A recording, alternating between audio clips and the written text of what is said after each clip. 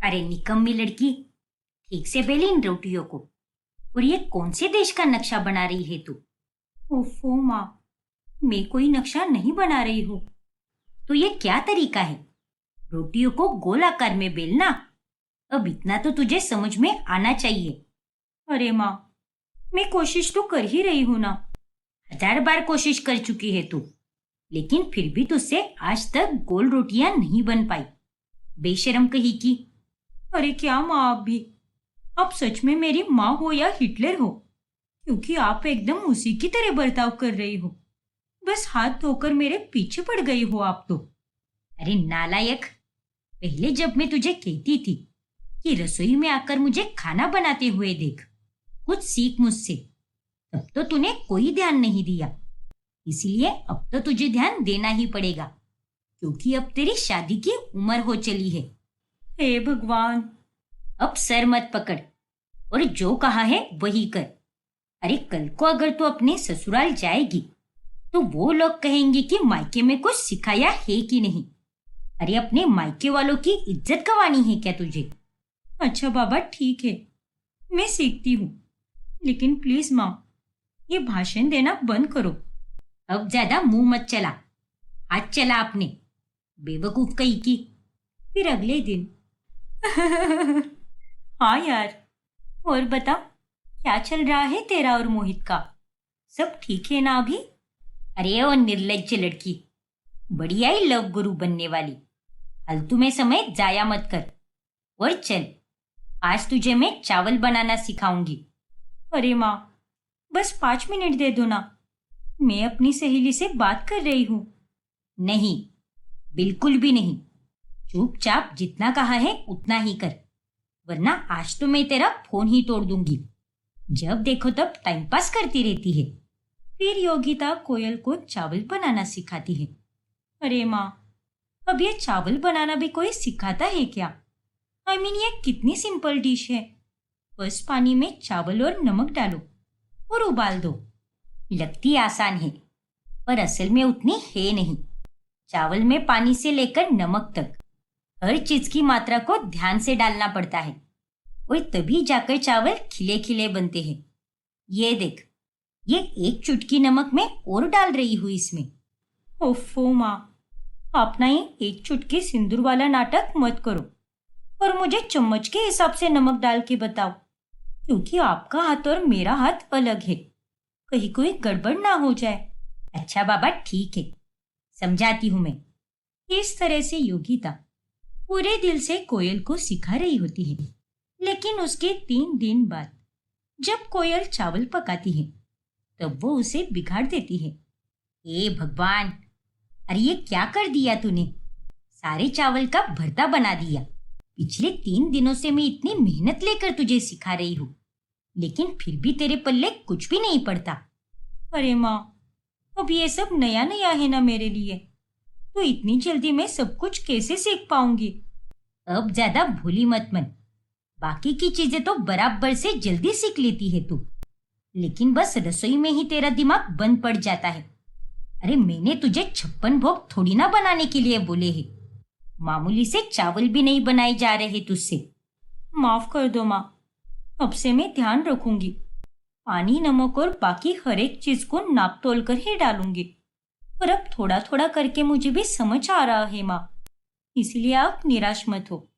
और देखना, बहुत ही जल्द मैं भी आपकी तरह अच्छा खाना बनाना सीख ही जाऊंगी। हाँ हाँ, मैं भी यही उम्मीद करती हूँ। उतने में वहां पर कोयल के पिताजी पराग आते हैं। अरे क्या हुआ योगिता, तुम्हारा मुंह क्यों फुला फुला सा लग रहा है? और कोयल बेटा, कहाँ तक आया तुम्हारा खाना? अरे आपकी बिटिया रानी के दिमाग में तो भूसा भर गया है, इसलिए इसे साधारण चावल भी नहीं पकाए जा रहे। अरे योगिता, अब इतना भी मत चिल्लाओ ना बेचारी को, देखो कितनी सहम सी गई है वो। अरे ये सब कुछ भी नहीं है, बस आपके सामने नौटंकी कर रही है। अरे नहीं माँ, मैं कोई नौटंकी नहीं कर रही हूँ, और मैंने बोला ना, मैं अपनी तरफ से पूरी कोशिश कर रही हूँ। तू तो चुप ही रहे, और मुझे अच्छे से पता है कि तू ये सब मन से नहीं कर रही है, क्योंकि अगर तू करती ना तो आज इन चावल का ये हाल कभी नहीं होता। अरे खाना तो तभी अच्छा बनता है जब वो मन से बनाया जाता है। अरे तेरा तन तो यहीं पर है, लेकिन मन तो कहीं और ही छोड़कर आई है तू। अरे क्या योगिता, तुम भी फिर से शुरू हो गई। देखिए, आप तो हम माँ बेटी के बीच में बिल्कुल मत बोलिए।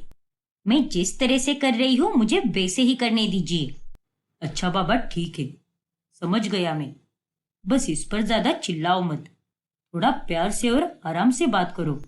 इतना कहकर पराग वहां से चला जाता है। चल, अब तू यही चावल आज डब्बे में लेकर जाएगी। क्या? ये आप क्या कह रही हो माँ? मैं ये चावल ऑफिस में कैसे लेकर जा सकती हूँ? क्यों? आज तूने इतना अच्छा चावल का भरता बनाया है, तो इसे तो तू ऑफिस में ही लेकर जा और जाकर सबको खिला। अरे तेरे ऑफिस के दोस्त भी तो देखे कि कितनी बड़ी दिग्गज कलाकार है तू, जो सीधे साधे चावलों का भरता बना देती है। अरे नहीं माँ, ऐसा मत करवाओ मुझसे।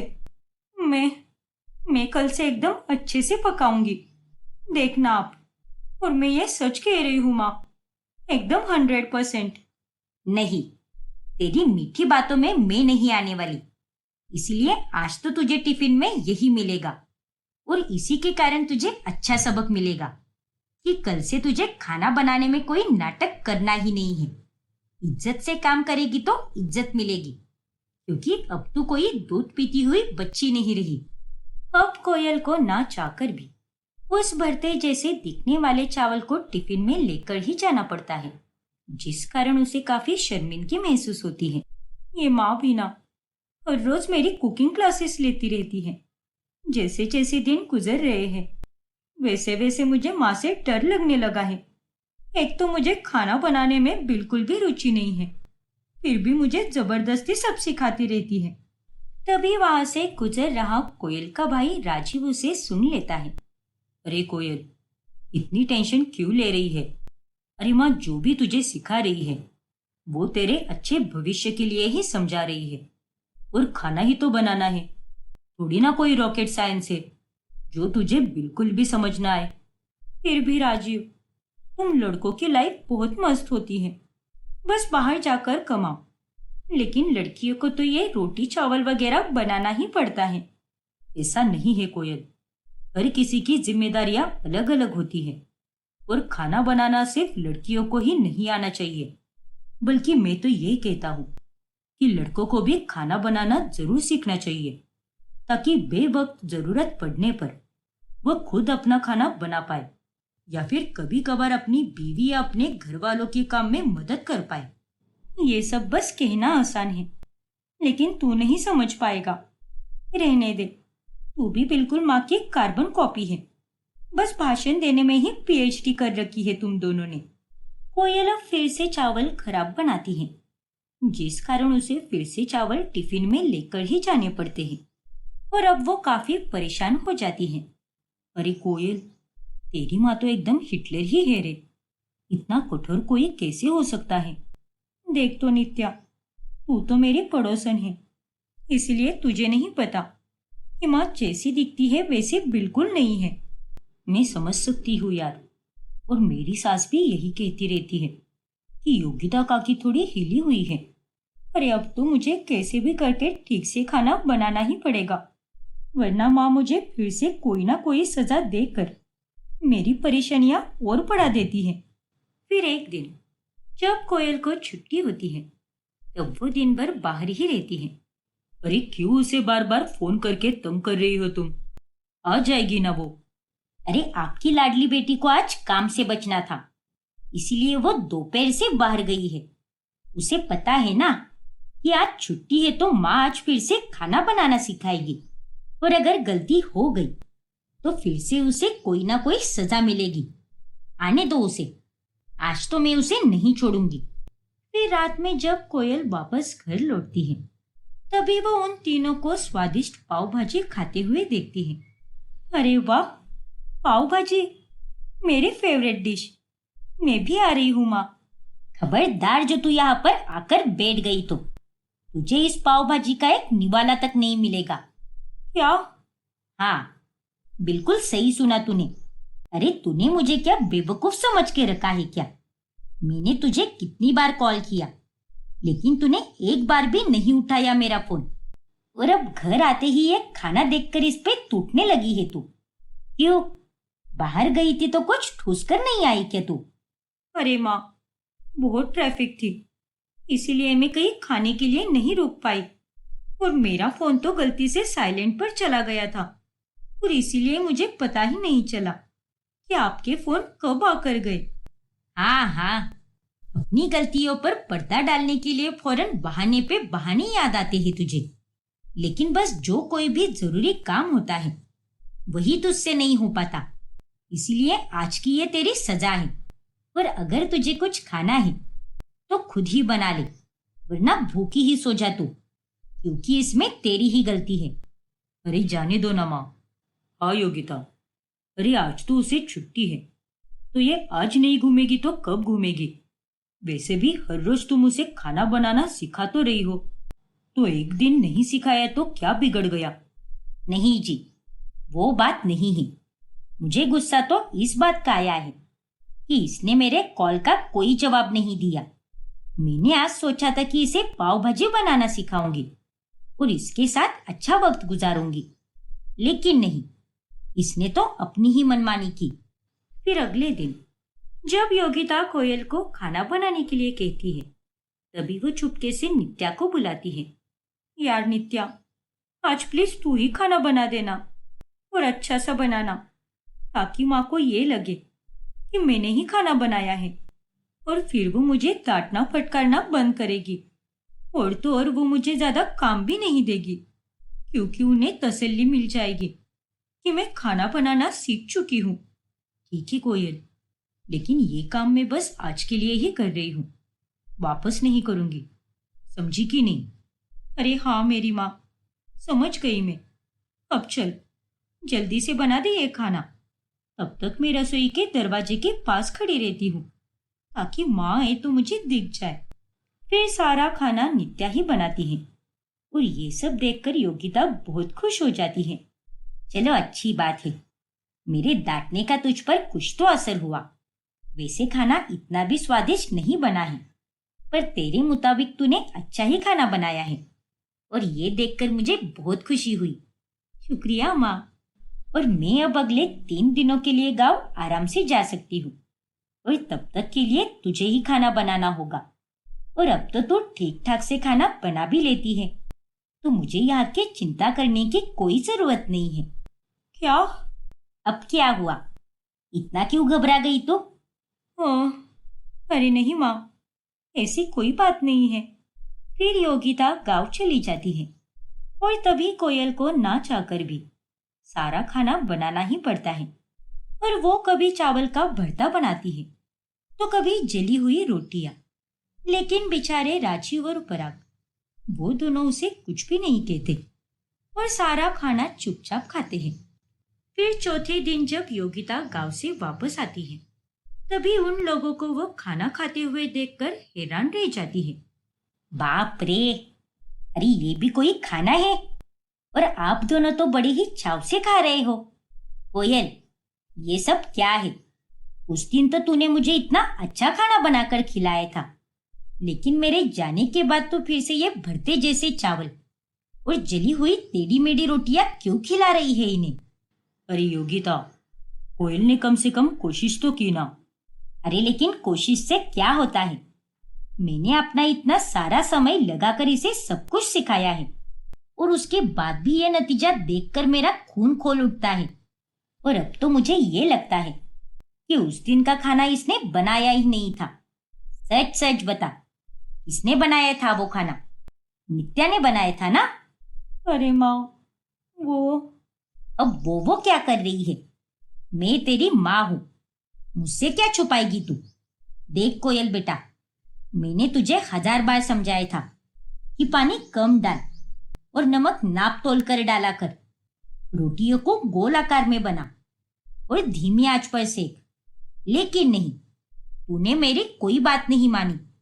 पर माँ, चावल चाहे खिले खिले बने या भरते जैसे बने, उसका तो स्वाद मायने रखता है ना कि वो कैसे दिखते हैं। और मेरे आज के बनाए हुए चावलों का स्वाद काफी अच्छा बना है। नहीं कोयल, ऐसा नहीं होता। अरे जो चीज जैसी बननी चाहिए उसे वैसे ही बनाना पड़ता है। देख बेटा, तुझे लगता होगा कि मैं तेरे साथ बहुत सख्ती से पेश आती हूँ और बहुत बुरी भी हूँ, लेकिन मैं तो ये सब तेरे उज्जवल भविष्य के लिए कर रही हूँ, ताकि आगे चलकर तुझे ससुराल में कोई परेशानी ना आए। अब तू ही देख, अब तक तूने जो खाना बनाना सीख लिया उस कारण तूने पिछले 3 दिनों में थोड़ा बहुत ही सही, लेकिन सबको खाना बनाकर खिला तो पाई ना। तो तू मुझे इतना बुरा क्यों समझती है? माफ कर दीजिए माँ, मैंने आपके एफर्ट्स की कभी कदर नहीं की, जबकि आपके डांट और आपकी फटकार में ही मेरे प्रति प्यार और चिंता बसी हुई थी। अरे आपने तो बस मुझे बेहतर बनाने के लिए ये सब किया, पर अब देखना, मैं पूरे मन से खाना बनाना सीखूंगी और कुछ ही दिनों में आपकी तरह अच्छा खाना बनाने लगूंगी। ये हुई ना बात। योगिता कोयल को माफ कर देती है और कोयल अब सब कुछ वापस सीखती है और कुछ ही दिनों में वो खाना अच्छा बनाने लगती है। कृतिका की शादी उसके दोस्त तुषार के साथ होने वाली होती है। मैं आपको बता नहीं सकती कि मैं कितनी उत्सुक हूँ इस शादी के लिए। शादी के बाद सब कुछ कितना अच्छा हो जाएगा ना भाभी। हाँ रितिका, वो तो है। जहाँ तुषार और मैं एक एक घंटा मिलने के लिए इतना तड़पते थे, वही शादी के बाद हम दोनों एक ही घर में रहेंगे। मैं उसके लिए खाना बनाऊंगी, उसकी देखरेख करूंगी। अब तो मुझसे रहा ही नहीं जा रहा। लेकिन शादी करके सिर्फ तुषार में ही मत उलझ बैठना, अपने ससुराल वालों का भी ध्यान रखना, क्योंकि वो सब भी होंगे वहां पर। हाँ भाभी, जरूर। रीति रिवाजों से कृतिका और तुषार की शादी हो जाती है। कृतिका के ससुराल में उसकी सास सरला, ससुर भूषण और ननद तानी रहती है। फिर शादी के पहले दिन, बहू, अरे ओ बहू। जी जी माँ जी। अरे बहू, सुबह के 8 बज चुके हैं, अब जल्दी से उठ जा।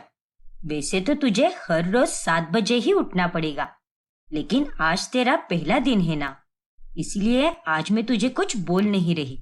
अब चल, जल्दी से नहा धोकर पूजा कर ले और अपने कामों में लग जा। आज तेरी पहली रसोई की रस्म भी है ना।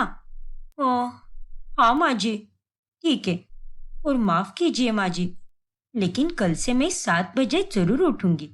फिर कृतिका जल्दी से तैयार हो जाती है और वो अपनी पहली रसोई की रस्म के लिए रसोई में चली जाती है। ओ तेरी, मुझे तो ये मसाला भिंडी की सब्जी बनानी ही नहीं आती। अब मैं क्या करूं? अब तो इसमें बस यूट्यूब ही मेरी मदद कर सकता है, वही मेरी लाज रख सकता है। फिर कृतिका यूट्यूब पे देखकर मसाला भिंडी बनाती है। वो तरह तरह के पकवान बनाकर सबको परोसती है। भाभी, खाना बहुत ही अच्छा बना है। मैं तो ये हलवा टिफिन में भी लेकर जाऊंगी, ताकि मेरी कॉलेज की सहेलियां भी इसे खा सके। शुक्रिया तानी। अरे बहू, ये तूने किस प्रकार की भिंडी बनाई है? अरे मसाला भिंडी ऐसी बनती है क्या? क्यों पापा जी, क्या हुआ? आपको ये भिंडी अच्छी नहीं लगी क्या? अरे इसका स्वाद तो कुछ और ही है। अपने मन से ही कुछ भी बना दिया तुमने तो।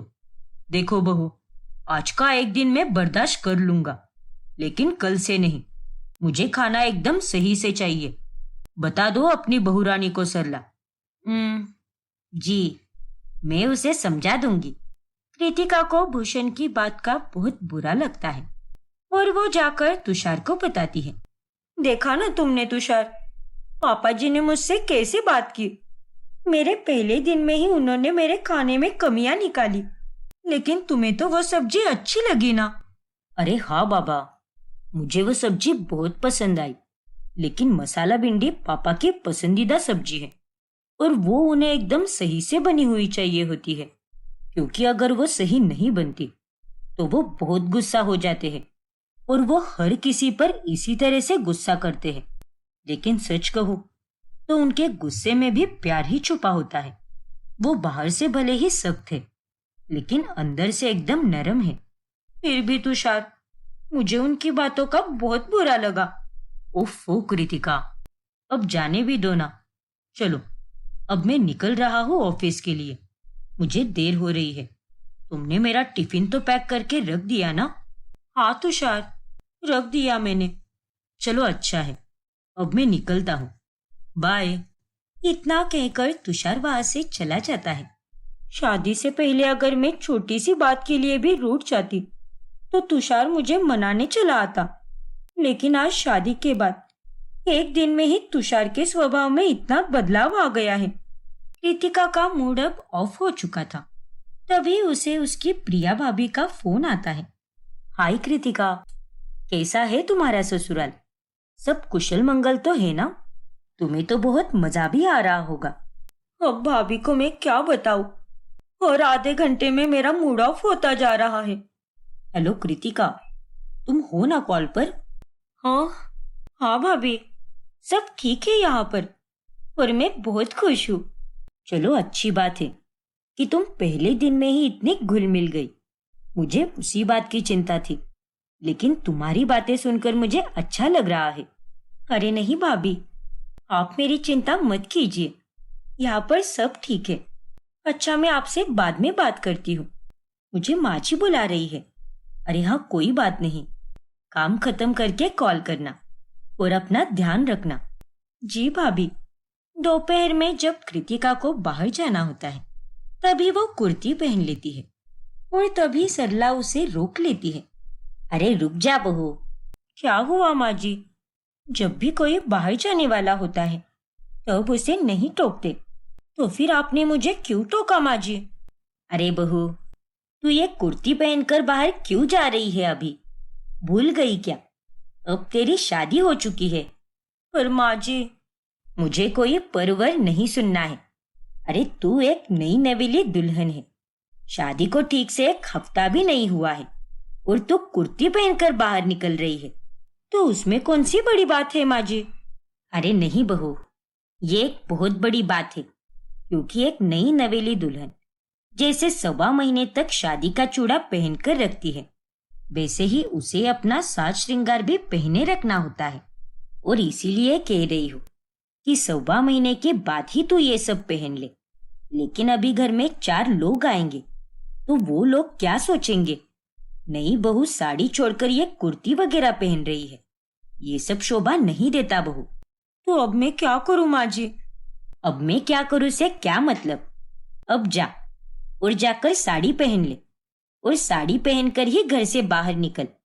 और हाँ, जल्दी आना, ज्यादा घूमते फिरते मत बैठना। ठीक है माँ जी। कृतिका को बहुत गुस्सा आता है और वो कुर्ती निकालकर साड़ी पहन लेती है। मैंने थोड़ी ना कोई जींस टॉप पहना था, बस कुर्ती ही तो पहनी थी। उसमें भी माँ जी को तकलीफ हो रही थी।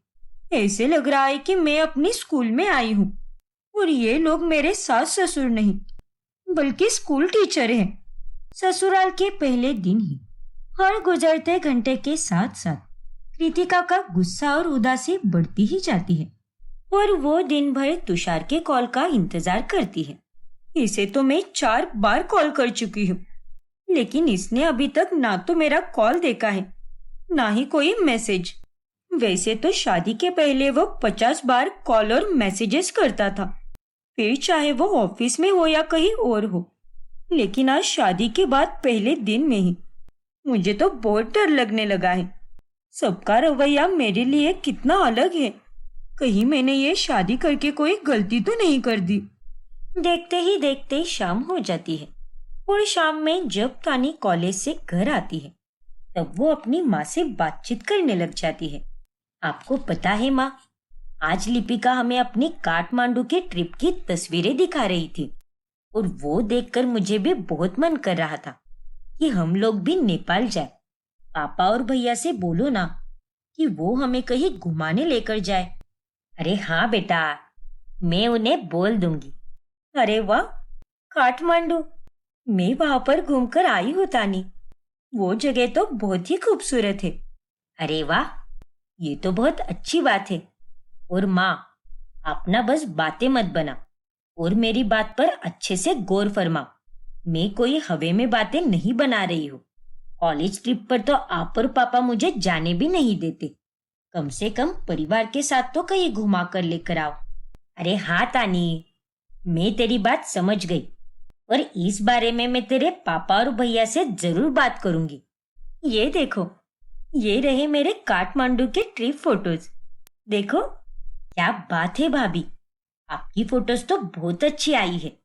कृतिका उनको अपने फोटोज दिखा रही होती है कि उतने में तानी को कॉल आता है और वो अपनी भाभी को इग्नोर करते हुए वहां से दूर चली जाती है, जिससे कृतिका को वापस बुरा लगता है। फिर रात में, सॉरी भाभी, वो शाम में मुझे एक सहेली का कॉल आ गया था, इसीलिए मैं बातों बातों में फिर से आपके पास आना भूल ही गई। कोई बात नहीं तानी, वैसे तुम इतनी रात गई कहाँ जा रही हो? खाना भी हो गया है। वो मेरी सहेली है ना लिपिका, हम दोनों साथ में आइसक्रीम खाने जा रहे हैं। क्या बात है तानी, चलो मैं भी आती हूँ तुम्हारे साथ। मेरा सारा काम भी खत्म हो गया है और वैसे भी मुझे यहाँ पर बैठे बैठे बोर हो रहा है। ठीक है भाभी, चलिए। फिर कृतिका तानी और लिपिका के साथ आइसक्रीम खाने चली जाती है, लेकिन वहां पर तानी और लिपिका ही एक दूसरे के साथ गप्पे मारती है और कृतिका एक साइड में अकेली पड़ जाती है। सच कहते हैं लोग, ननंद भी कोई काम की नहीं होती। तानी ने तो मुझे शाम में भी इग्नोर किया और अब भी वो वही कर रही है, अपनी सहेली में ही घुसी पड़ी है। उसे तो याद भी नहीं कि यहाँ पर मैं भी हूँ। फिर बाद में घर जाने के बाद तुषार कमरे में बैठकर लैपटॉप पर अपना बचा हुआ काम कर रहा होता है। अरे कृतिका, आ गई तुम? मैंने सुना दोनों ननद भाभी आइसक्रीम डेट पर गई हो। तुम तो मुझसे बात ही मत करो तुषार, मेरा दिमाग पहले से ही काफी गर्म हो चुका है। अरे अब तुम्हें क्या हो गया? दिन में मैंने तुम्हें कितने मैसेजेस और कॉल किए थे, लेकिन तुमने मुझे एक का भी जवाब नहीं दिया। अरे तुमने मुझे क्या बेवकूफ समझ के रखा है क्या? ये सब तुम क्या बोल रही हो कृतिका? ऐसा कुछ भी नहीं है और तुम कुछ ज्यादा ही सोच रही हो। ऐसा ही है तुषार। अरे नहीं यार, आज वाकई में ऑफिस में मुझे बहुत काम था, बैक टू बैक मीटिंग्स थी, इसलिए मुझे फोन देखने का भी समय नहीं मिला। कल का दिन भी मेरा ऐसा ही जाएगा, इसीलिए कल की आधी तैयारी मैं अभी कर रहा हूँ। तुम तो बस अपने काम पर ही ध्यान दो। मेरी तो किसी को कुछ पड़ी ही नहीं है और अच्छा ही हुआ जो ससुराल के एक दिन में ही मुझे सबके असली चेहरे दिख गए। अरे कृतिका, ये तुम क्या बात कर रही हो? मेरी पूरी बात तो सुनो। कृतिका तुषार की एक भी नहीं सुनती और वो कंबल ओढ़कर सो जाती है। फिर अगली सुबह वो अपने मायके चली जाती है, जहां पर उसे देखकर उसकी भाभी हैरान रह जाती है। कृतिका तुम? भाभी, माँ और भैया कहाँ पर हैं? वो दोनों तो किसी काम से बाहर गए हैं, लेकिन तुम यहाँ पर क्या कर रही हो? भाभी, मुझे उस घर में नहीं रहना है, मैं यहीं पर रहना चाहती हूँ।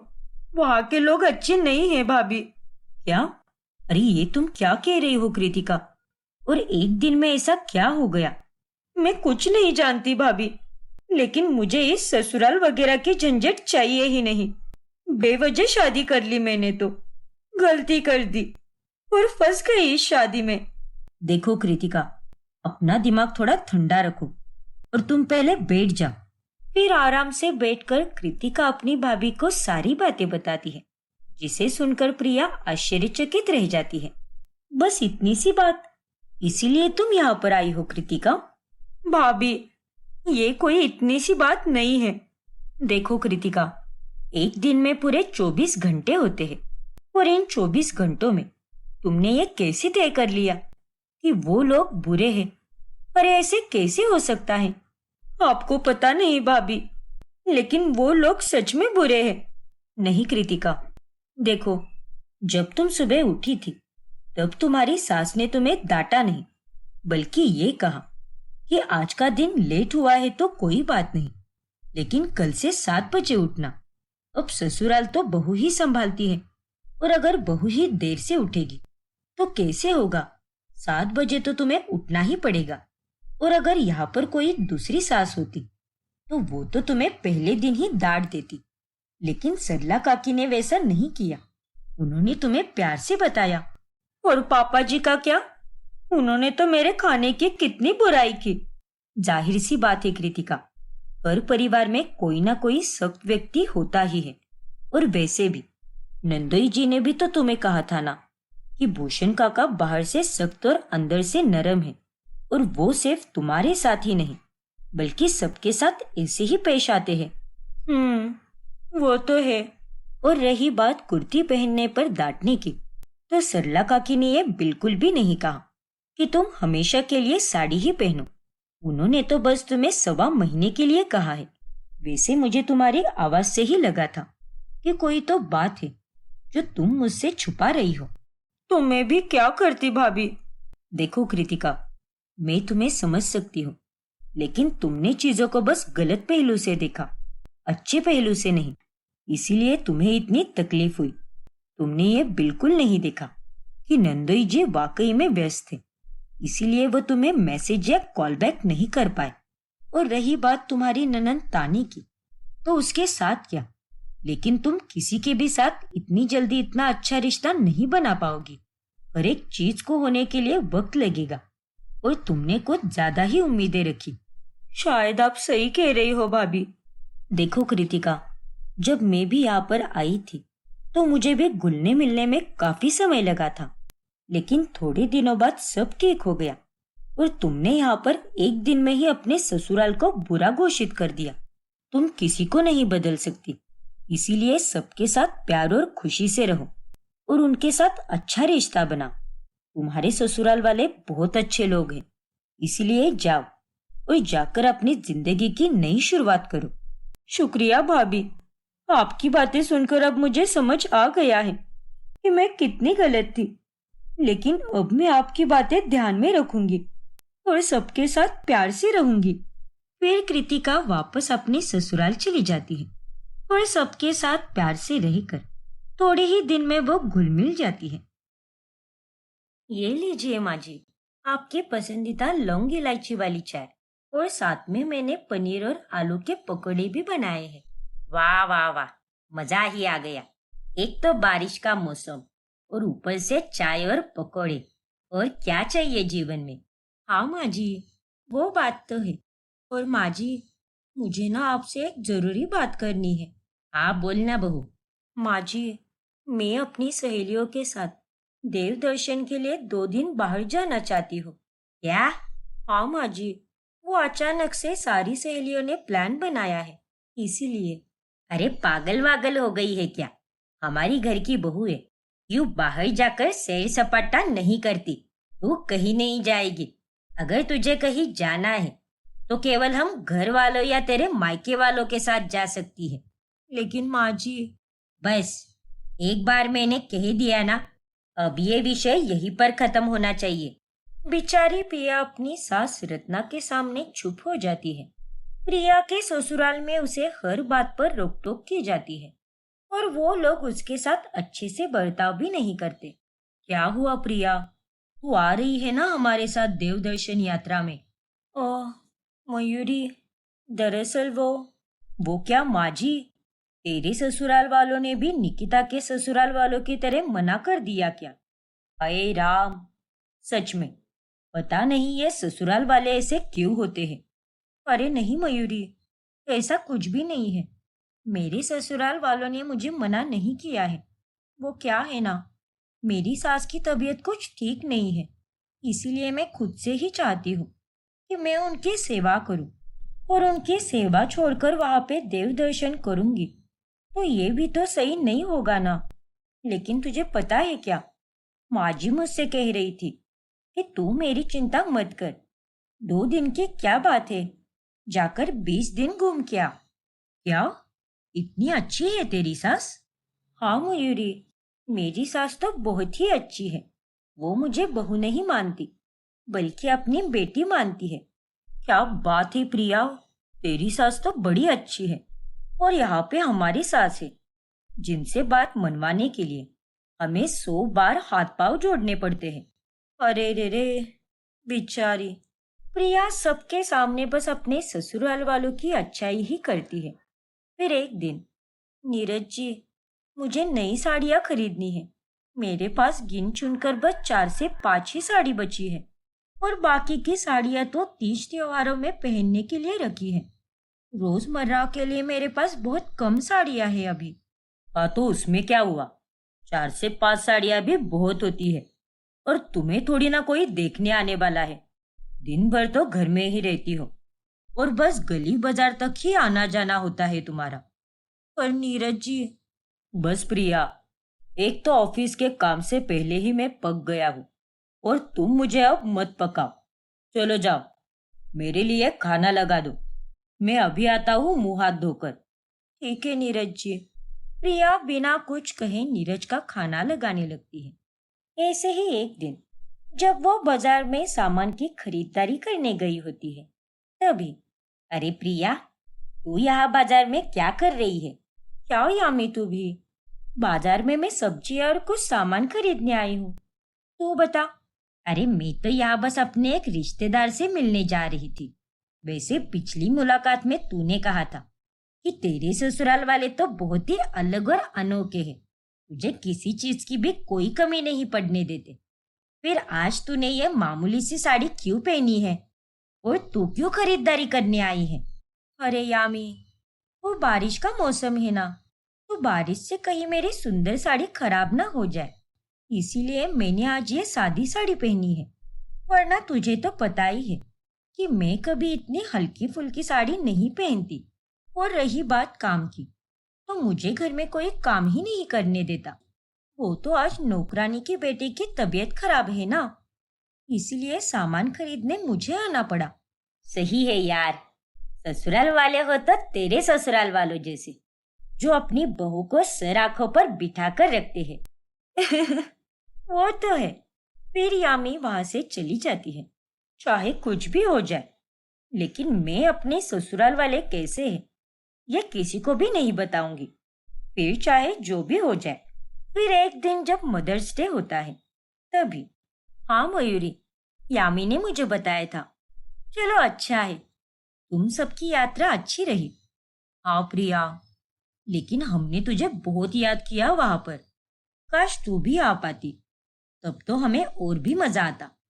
अरे कोई बात नहीं मयूरी, इस बार तो मैं नहीं आ पाई, लेकिन इसका मतलब ये थोड़ी ना है कि अगली बार भी मैं नहीं आऊंगी। तुम देखना, अगली बार में हम सब साथ में जाएंगे। आओ प्रिया, वो तो है। वैसे आज मदर्स डे के लिए तूने अपनी सास की फोटो स्टेटस पर लगाई है, क्या बात है, बड़ा प्यार आ रहा है अपनी सास पर। हाँ मयूरी, अब मेरी सास है ही ऐसी, तो क्यों नहीं लगाऊंगी उनकी फोटो। जितना प्यार मुझे मेरे मायके में नहीं मिला, उससे कई ज्यादा प्यार मुझे ससुराल में मिला है। हाय, काश उस ससुराल में तेरी जगह पर मैं बहू बनकर जाती, तो क्या ही बात होती है ना। चुप, पगली कही की। माँ जी हमेशा डॉटर्स डे के लिए मुझे भी बधाई देती है और तोहफे भी, इसीलिए आज तो मैंने भी उनके लिए तोहफा लाया है। अरे वाह, ये तो बड़ी कमाल की बात है। प्रिया सबको ऐसे ही झूठ पे झूठ बोलती ही जाती है। फिर एक दिन जब प्रिया के पिताजी का जन्मदिन होता है, तभी माँ जी, नीरज जी, आज मेरे पिताजी का जन्मदिन है, तो आप दोनों भी चलिए ना वहां पर, उन्होंने तो आपको भी बुलाया है। अरे नहीं नहीं, हम नहीं जाएंगे वहां पर। हाँ, मुझे ढेरों काम पड़े हैं और मेरे पास इतना फालतू का समय भी नहीं है। पर नीरज जी, हमें थोड़ी ना वहां पर पूरा दिन जाना है, बस 2-3 घंटों में आप फ्री हो जाओगे और आपकी मौजूदगी से पिताजी को भी बहुत खुशी होगी। ले चलिए ना। अरे कहा ना एक बार, हम लड़के वाले हैं और हम अगर लड़की वालों के पास ये छोटे मोटे कार्यक्रम के लिए आते जाते रहेंगे तो हमारी क्या इज्जत रह जाएगी। और वैसे भी हम अपनी हैसियत के नीचे वाले लोगों के पास नहीं जाते हैं। ठीक है माँ जी, कोई बात नहीं।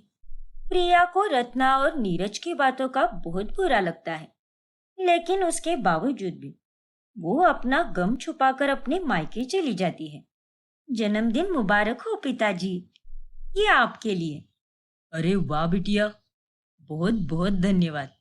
पर ये तोहफा लाने की क्या जरूरत थी बेटा? क्या जरूरत मतलब?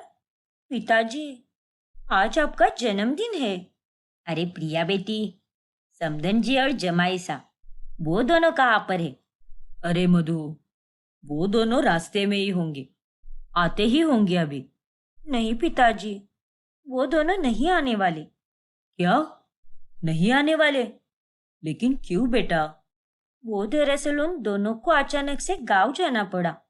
नीला मौसी की सास का देहांत हो गया है ना, इसीलिए।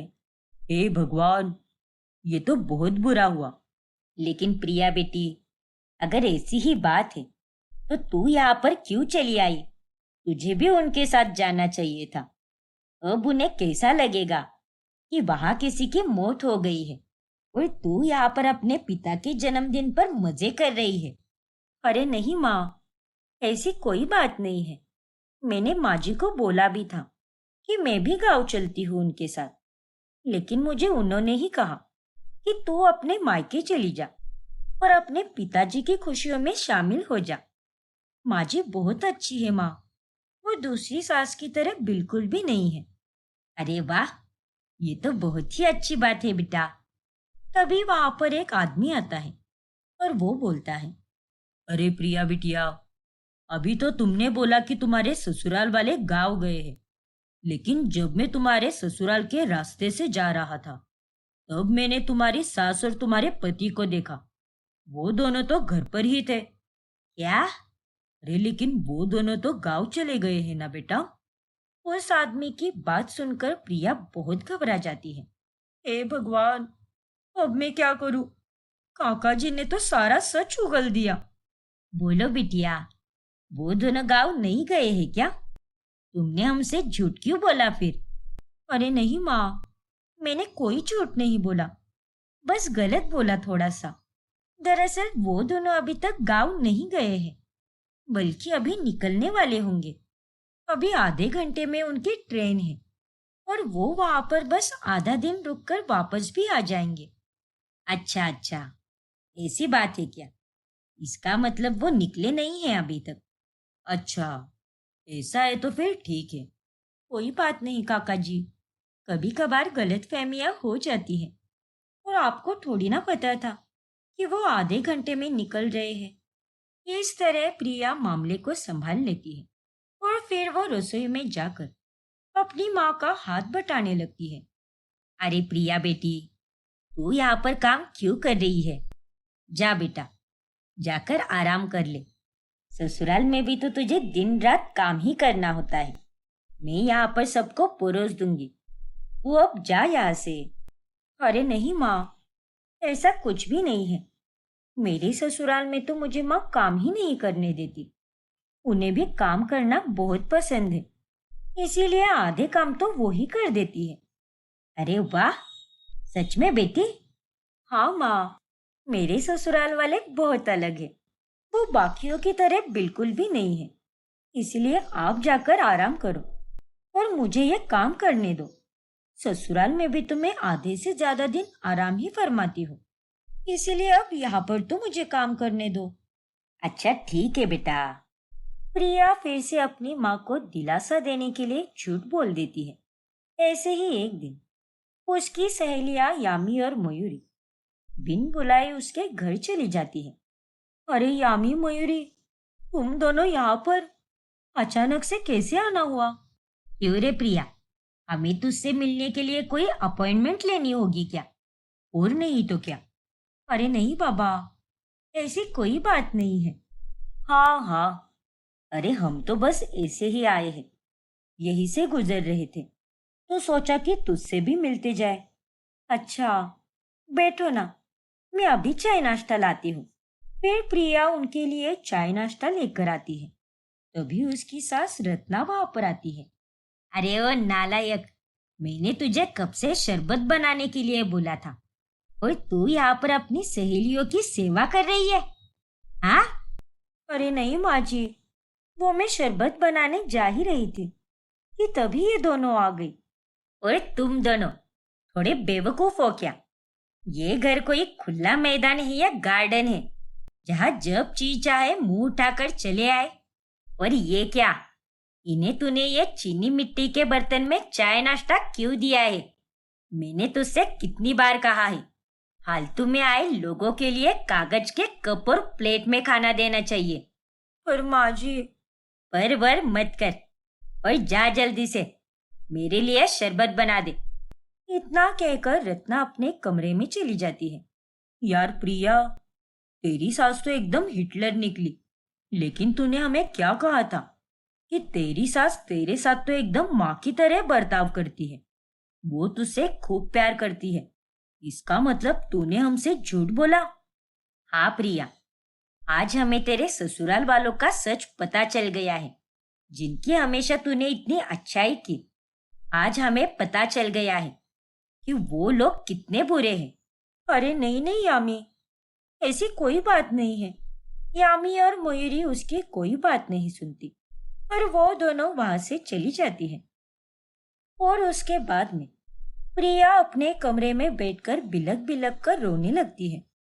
हमेशा मैंने अपने ससुराल वालों को सबसे अलग कहा, सबसे अच्छा भी कहा।